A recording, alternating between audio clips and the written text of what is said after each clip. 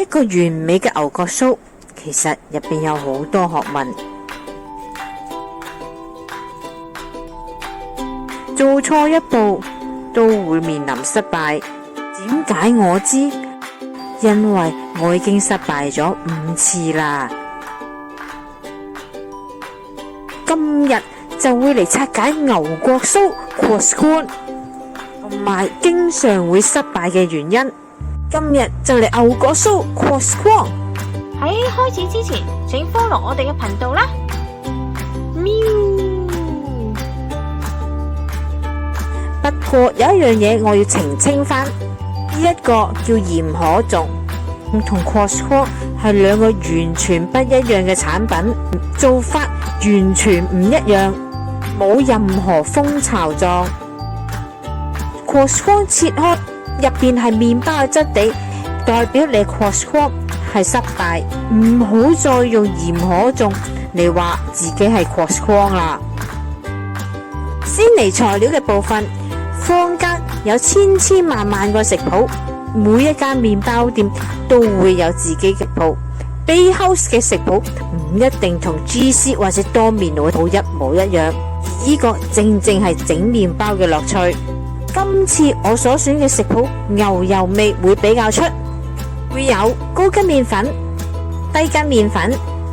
麵粉可以選擇全高筋或者全中筋，出嚟效果都會有所不同。鹽、奶、水、快速酵母、糖、室溫軟牛油。目標溫度係27度。如果唔知咩叫目標溫度，可以去睇翻英式乜粉嘅片段。今次我就選擇用座台式大機，倒入麵粉、糖、鹽、快速酵母，慢速混合，倒入牛奶、水，放入軟牛油，混合直至成團。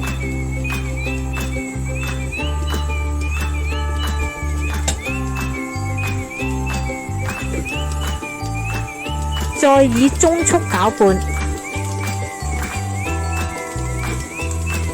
直至有薄膜嘅效果出現。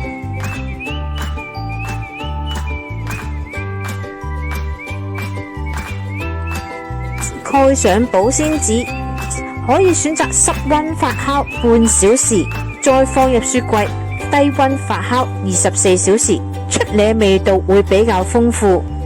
或者選擇室溫發酵，直至變大1倍。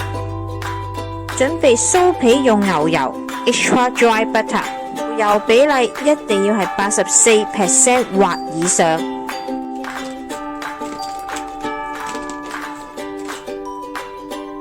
切出嚟如果係正方方，梗係好啦。不過如果你係做細份量，切出嚟係長方形，就要做一啲後期加工。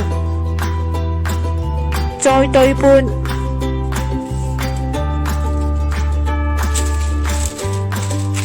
用棍敲打，將佢變為正方形。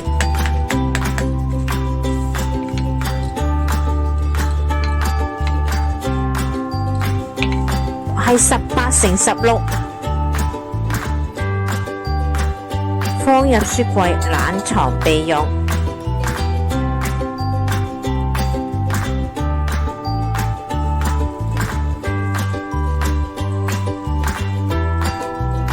呢一個係低溫發酵24小時。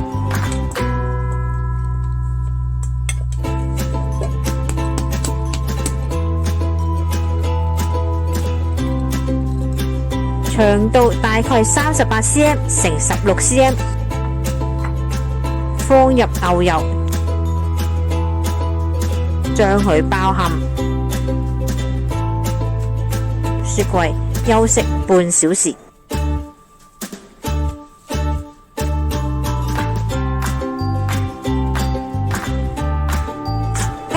由雪櫃出嚟嘅麵團，牛油部分會比較硬身，千祈唔好強行推開，試先用棍打軟，麵團會變得軟熟，比較容易彎曲，先好再推開啊。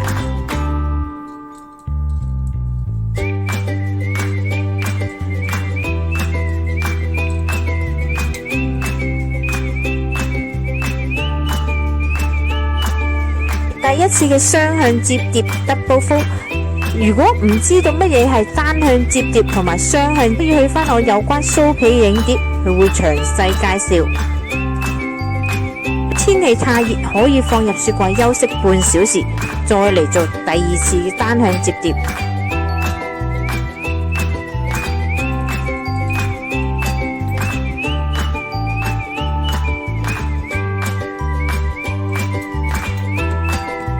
放入雪櫃休息30分鐘，出嚟嘅紋路應該層次分明，見到係牛油酥皮一層一層，頂頭冇層次分明嘅部分，我會做一個失敗嘅例子，比較硬身，棍打軟。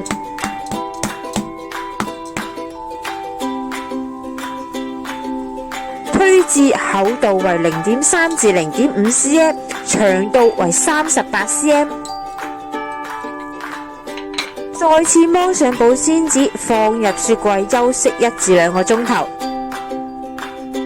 以10 cm 做一做個記號，用刀界成三角形。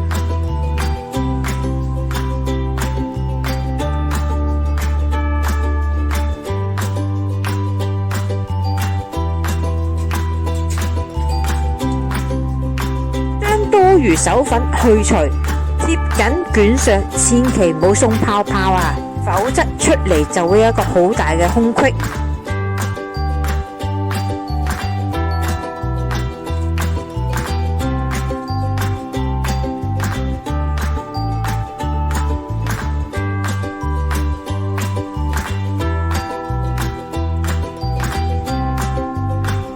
芒上保鮮紙，室溫發酵。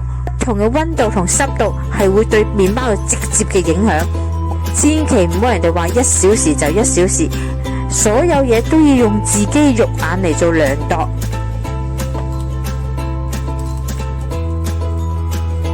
咁點樣先知發酵係咪完成啊？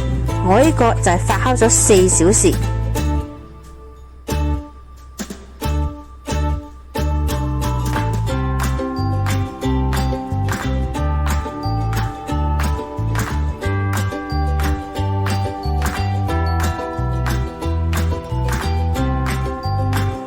佢有啫喱震層層嘅，由側邊觀察可以見到每層嘅層次有啲爆開，咁樣先係為止完成。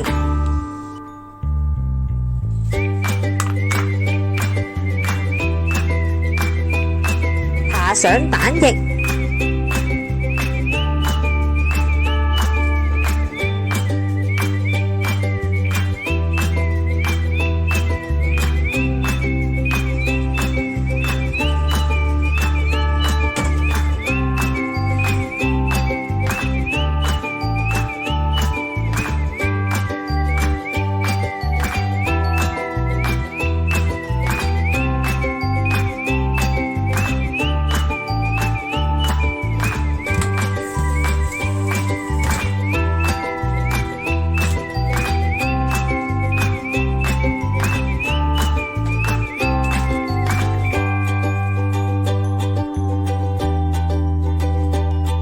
croissant 好唔好？摸上手要輕身，食落口鬆軟冇油膩。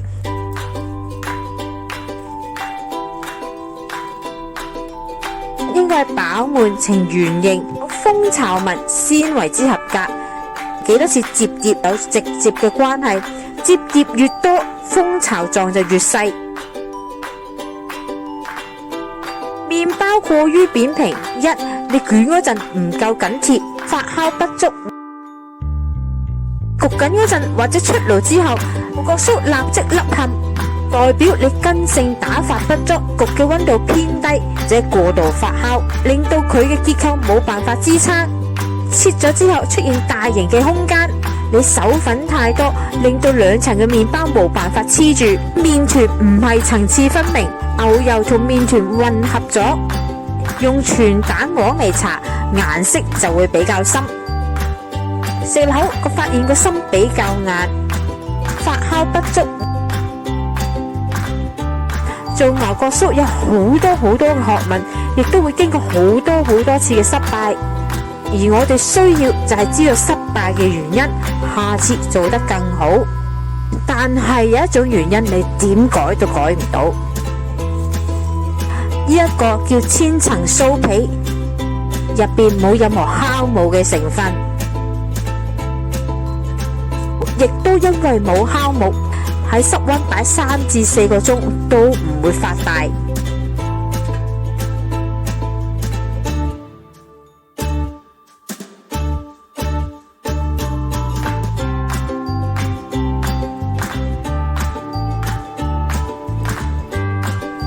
同一個溫度，我已經焗咗30分鐘，見到佢同牛角酥大小嘅差別，唔會出現任何蜂巢嘅形狀。佢脆口係酥皮，但唔可以稱之為麵包。唔好再信某啲人講俾你聽可以用酥皮嚟整牛角包啦。今日嚟到呢度啦，詳細嘅食譜我哋會擺落 Facebook 嗰度，有興趣嘅大家可以去睇一睇。請 like 我哋嘅 Facebook 同埋 YouTube， 以便獲得更多嘅資訊啦。